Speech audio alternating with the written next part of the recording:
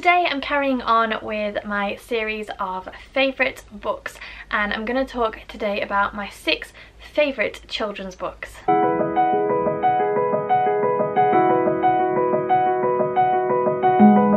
The first book I'm going to talk about is probably one that lots of people know because it's been turned into a number of different movies, and that is Black Beauty by Anna Sewell. This is set during the 19th century and it's told from the perspective of Black Beauty, and we follow his life from when he is a horse being ridden by a lord in a manor house, and he lives by all accounts a very luxurious lifestyle, to the end of his life when he becomes a workhorse basically. I think he pulls a cab in the smoggy city of London, and I just really like this book for its unique take on and exploring 19th century London. It's really clever the way that Anna Sewell tells the story through the eyes of Black Beauty, and I also appreciate the way that she very gently explores different aspects of humanity when you see the different characters and how they interact with Black Beauty and the other animals and the other horses in their care, and it tells you a lot about them as people. And it's not heavy-handed, it's just really gentle and really subtle,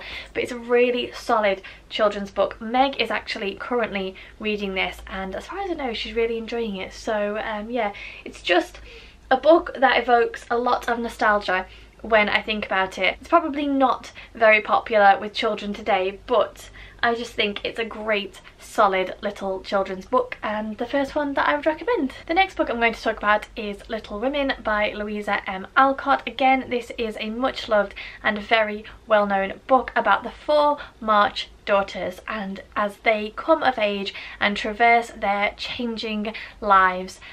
It was my first introduction to a main character passing away in a book, and even to this day when I think about it, it's so gently done, but also it's just so heartbreaking and so moving. If you want to know which March sister I associate myself with more, it is of course Jo. I was always a tomboy when I was growing up, not so much anymore, but I was when I was younger. This is just a really solid children's book, particularly for girls. It's a book about girly girls for girly girls, I think. Their father is away, they don't understand or get on very well with boys at all. Even Jo, who is a tomboy, sometimes finds herself a little bit on the edge, and I just appreciate the way that Louisa May Alcott explores their changing relationships as they change and they grow, as the world around them begins to change and grow, because obviously their father is away at the front, so there is war happening in their society and in their lives as well. And so yeah, I just really appreciate it. I like that it's historical fiction, which is something that I always enjoy, and it's just a classic children's book and definitely one on my list. The next book I'm going to talk about is Nevermore by Jessica Townsend. This is the first book in a series known as The Trials of Morrigan Crow, and the basic premise of this book is that we have a young girl called Morrigan Crow who has been told her whole life that she is basically cursed and everything that goes wrong is her fault. She believes that she is going to die on the eve of her 11th birthday, and then just before that date a strange man turns up in their house and whisks her away to the magical land of Nevermore, and there she's basically told that she can join a society and remain in Nevermore if she completes certain trials, and this just gave me all the feels. Honestly, I wasn't expecting to love it as much as I did. It was a very hyped book last year, and I kind of went into it thinking there's no way that I'm going to enjoy it so much, but I really did. Megan, also, if you're interested, has read this and rated it. We're both really excited for the release of Wondersmith in paperback later in the year. Yeah, it's just a really interesting and exciting book. It has all the elements that make a really good children's book. It has a bit of magic, a bit of mystery, some adventure, a little bit of coming of age. Morrigan has to discover who she is and who she wants to be, and it's not necessarily what she has been told or what she thinks.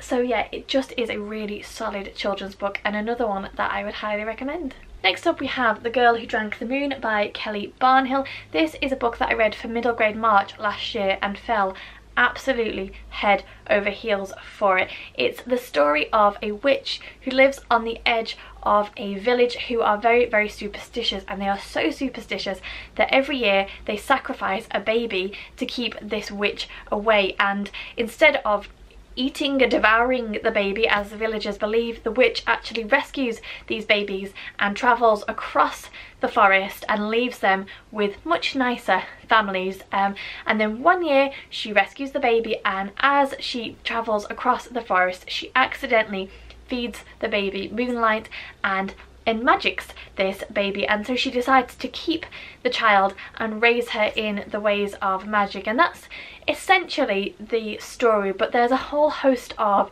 unique magical characters in this. There's a little bit of intrigue, there's some adventure, there's an element of coming of age. There are some darker undertones to this book that again I think are quite subtly done, but that kind of focus on loneliness and viewing people who are different from yourselves in a negative light, which I really appreciated the way that the author dealt with those topics. And yeah, just a gorgeous book that totally enchanted me, completely captured me, and I fell in love with last year, and I would highly, highly recommend it. The next book I'm going to talk about is one which I remember really fondly from my late childhood, and I can remember rereading and rereading and rereading my copy of this book until it was completely battered, but I don't know what happened to it after that, and I've only just bought myself a new copy, and that is The Silver Sword by Ian Seralia. So this is the story of 3 children who lose their parents in the chaos of the Second World War, and amidst the rubble of Warsaw they run into a young orphan boy called Jan, who has in his possession a silver sword, otherwise known as a penknife, and the children soon realise that this penknife was given to Jan by their father, who has escaped from a prisoner of war camp. And so they take this sign that they take this as a sign that their father is alive, and with Jan they decide to trek across Europe to try and be reunited with their parents. And as I said, I just have such nostalgic memories of reading this book. I think it was probably the first book set in the Second World War that I ever read. It really sparked my interest in World War fiction, to be honest, and yeah, I cannot wait to reread it. I really hope that it is as enchanting as I remember, because I think the main essence of the book is that it is a book of hope. The children refuse to give up, and in and amongst all of this death and chaos and destruction, they cling on to this hope with this tiny sign that their parents might be alive. And I just, yeah, I cannot wait to reread it, and if you've not come across this book before then I would highly recommend it. And then of course no list of favourite children's books would be complete without Harry Potter. So this is Harry Potter and the Philosopher's Stone. This is the first book in the world of Harry Potter by J.K. Rowling. I'm pretty sure that this book needs absolutely zero explanation or introduction, but yes, and the great thing for me personally about these books is that I read them as they were released, as I was a child and I grew up with Harry Potter, and I got to kind of go through similar stages of life as Harry did, and so it just really speaks to a nostalgic part of me when I get to reread these. It gives me all the feels, it gives me all the emotion, it makes me want to go back to being a child reading really late into the night and trying to pretend that I wasn't to my parents. So yeah, this is just such a solid book. I realise that these books do get dark quite quickly, especially as you go into the later books, but they're just really good books to grow up with. You know, if you start your kids reading them when they're 8 or 9 and they read one a year like we had to, then by the time they're a bit older they're ready for the darker books.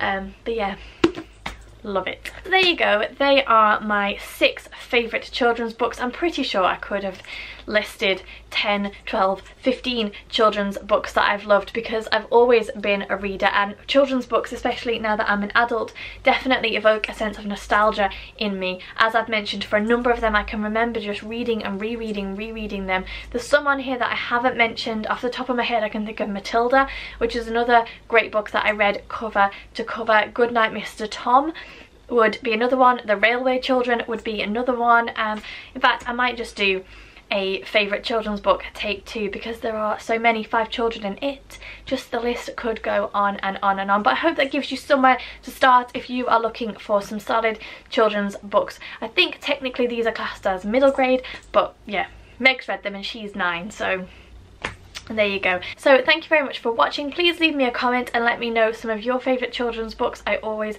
love to know, and especially having children kind of around the age of 7 and 9 who would be reading this type of book, it's always great to get recommendations. Please don't forget to give me the thumbs up, subscribe to the channel if you aren't already, and I'll see you all soon.